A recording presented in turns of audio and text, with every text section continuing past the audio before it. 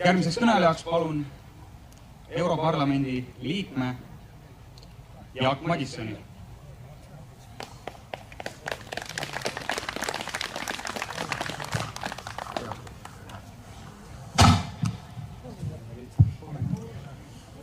Aitäh, Martin. Mul rõõm olla taas Sinimägedes. Siin tuleb eemalt rääkida, et väga siin krabisema ei hakka. Igastahes, täna on küll päev varem 80 aasta möödumisest, kui ametlikult anti luba Saksa ülemvalitsuse poolt moodustada Eesti sõjaväeüksus võitlemaks Punaarmeega. Ma arvan, et nii nagu traditsiooniks olnud siin laupäeviti kohtuda, siis see päev on väga õigesti valitud. Vanajumal on andnud väga juba meil viimased suvepäevad ja küllap seega on märk, et meenutatakse õiget asja. Kui vaata ajalugu, siis esiteks tuleb mainida seda, et aastal 1942 Aastal 1942 ei olnud väga palju Eesti meestel valikuid. Sul oli põhimõtteliselt 4 valikut. Esimene variant põgeneda metsa. Teine variant proovida saada soomepoisiks. 3. variant minna venelaste poolele. 4. variant minna Eesti eest Saksa mundris sõdima Eesti vabaduse eest.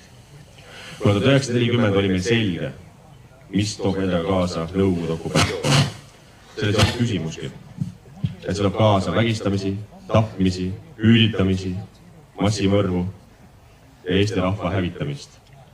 Siis kuigi 20 aastat varem ei olnud just sakslased väga heas nimekirjas Eestis, kui me meenutame aastat 1919, siis selle 20 aasta jooksul suudeti isegi need õudused sakslastega unustada, sest need kõik ahvatusid venelaste kõrval. Ja seetõttu täna rääkida sellest, nagu vahel üritatakse väita ka Euroopas laiemalt, eriti Lääne-Euroopas, et eestlased olid justkui natsid, sest kandsid Saksa mundrit. Ja esiteks on rumal ja teiseks see on vaenulik. See on vaenulik meie enda rahva suhtes, meie enda vanaisade suhtes. Minu vanaisa oli ka Eesti leegionis, sest sealt käis läbi kokku 3 aasta jooksul umbes 70 000 Eesti meest. Umbes 70 000 Eesti meest võitles 3 aasta jooksul Eesti leegioni mundris Eesti vabaduse eest. Ehk see tähendab seda, et peaaegu meil kõigil on oma esiisad, oma perekonnaliikmed, kes käisid Eesti leegionist läbi. Teine asi, mida ei meenutata väga tihti, aga peaks meenutama, on see, et 1944. aasta hilissuvel, august-september, oli võimalik umbes 80 000 eestlaselt põgeneda ainult tänu sellele, et selles samas piirkonnas suutsid Eesti väed, küll Eesti leegioni mundris, hoida tagasi punamõrtsukaid. Ainult tänu sellele, et 2 kuu jooksul suudeti hoida rinnet, oli võimalus 80 000 eestlasel põgeneda ja järgmise 50 aasta jooksul elus hoida Eesti kultuuri, Eesti ajalugu, meie keelt, kas Rootsis, Austraalias, Ameerikas, Kanadas. Ja see on ka tegelikult koputus südametunnistusele kõigile nendele eestlastele, kelle vanavanemad põgenesid 44. aasta hilissuvel läände ja need lapselapsed, kes on täna saanud sündida läänes ja kõik need lapselapsed, kes hakkavad täna rääkima sellest, kuidas eestlased sõdisid justkui vales mundris, siis nad peaksid olema väga tänulikud, et nad sõdisid. Tänu sellele oli neil võimalik sündida kuskil Ameerikas, kuskil Rootsis või Austraalias. Kui poleks olnud neid sõdureid, umbes 70 000 meest 3 aasta jooksul, oleks nad parimal juhul elus okupeeritud Eestis, kehvemal juhul surnud Siberis või saanud vägistatud. Ehk seda tuleb alati meeles hoida, et mis oli see panus, mida andsid Eesti leegioni mundris sõdinud Eesti mehed. 3 aasta jooksul, aga eriti 44. aasta hilissuvel. Panus oli see, et täna saavad õitseda Eesti rahvusüksused üle maailma. See oli see suurim panus. Ja lõpetuseks 2 asja.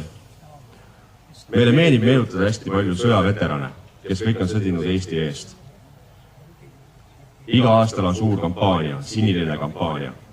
Anneme sinile rinda, annetame 2 eurot. See läheb Eesti sõjaveteranidele, kes on kaotanud kas oma tervise või see läheb lähedastele, kes on kaotanud oma perekonnaliikme sõdurina, kas Afganistanis või Iraagis või mujal missioonil. Aga see, mis meid kõige rohkem võib-olla vihale ajab, mitte ainult mind, vaid ma arvan enamus meid kõiki siin, on see, et kui hakatakse rääkima nendest 70 000 eestlasest, kes sõdisid küll võõrriigi mundris, aga Eesti eest, sest muud varianti tollal ei olnud, siis nemad on just unustatud. Neid me ei meenuta, eelkõige sellepärast, et kuidas keegi meid vaatab, kuidas keegi selle peale ütleb, kuidas keegi hakkab kommenteerima, et ikka nii sobib. Kas ikka sobib panna mingisugust monumenti üles Lihulasse? Äkki sakslastele ei meeldi? Äkki prantslastele ei meeldi? Aga lõpuks, miks meid peab huvitama endiste natside arvamus? Miks me peab huvitama prantslaste arvamus, kes andsid esimestel päevadel alla Saksa vägedele? Miks peab huvitama ameeriklaste arvamus, kes samuti müüsid neid maha 45. aastal? Ja nüüd me kõik kummardame, mõtleme, kuidas meid küll vaadatakse, kui me ütleme, et 70 000 Eesti mees 3 aasta jooksul sõdisid ei Saksamaa eest, ei Hitleri eest, vaid Eesti eest. Sest vaenlane oli õige. Sest see meenutab ühte väga tsitaati, mida ütles katoliku õpetaja, kirjanik, tänaseks küll lahkunud Vello Salu, sündinud Endel Vaher. Munder võis küll vale olla, aga vaenlane oli õige. Ja täpselt nii oligi. Munder võis küll olla see, mis ta kätte sattus. Ei mänginud vahet. Vahet ei olnud, kes andis üle kuulipilduri. Kui see kuulipildur võttis maha punaseid, siis samades sinimägedes ei järelikult oli õige asi. Ja see paneb kohustuse ka meile kõigile täna. Ei tasu arvata, et need sõjad on möödunud ja ajalugu. Sõjad jäävad kestma aegade lõpuni. Meie riik, kus elab alla miljoni eestlase, riik, kus elab iga neljandik, tänaseks juba peaaegu iga kolmandik, on mitte eestikeelne, sest meil ei ole seda mugavust, nagu mõnel suurriigil arvata, et küll me siin kestame igavesti. Meil pole põhjust arvata, et kui meie keel on olnud 10 000 aastat elus Euroopas, siis ta püsib ka teise 10 000 aastat. Ei. Nii kui ühel vaenulikul riigil on tahtmist ja motivatsiooni hakata meid hävitama, siis seda võimalust nad kasutavad. Kui me ise ei ole valmistunud ja kui me ise vastu ei hakka. Seetõttu, nagu eelkõneled on siin juba üles kutsunud, siis igal inimesel peaks olema kohustus olla näiteks Kaitseliidu liige, käia koolitustel, mõelda, et kuidas oma perekonda kaitsta, mis on tal kodus olemas, kui tuleb kriis, kui elekter kaob ära, kui enam vett ei tule kraanist, kuidas hakkama saada, kuidas ellu jääda. Ja ma arvan, et see on iga inimese kohustus. See ei ole valitsuse kohustus, see ei ole Riigikogu kohustus, see on iga inimese enda vastutus ja kohustus anda enda panus selleks, et Eesti kestaks. Sõltumata valitsusest, sõltumata sellest, kas see on Riigikogu punased, eurolipitsejad või niisama muidusööjad. See on meie kõigi kohustus. Seetõttu meenutagem neid mehi, kes surid, täname neid, kes ellu jäid ja mõelgem selle peale, et kunagi see ei korduks ja see kunagi ei kordu, kui me oleme valmistunud sama hästi, nagu olid need 70 000 meest, kes sõdisid Eesti leegion Eesti vabaduse eest. Elagu Eesti, aitäh!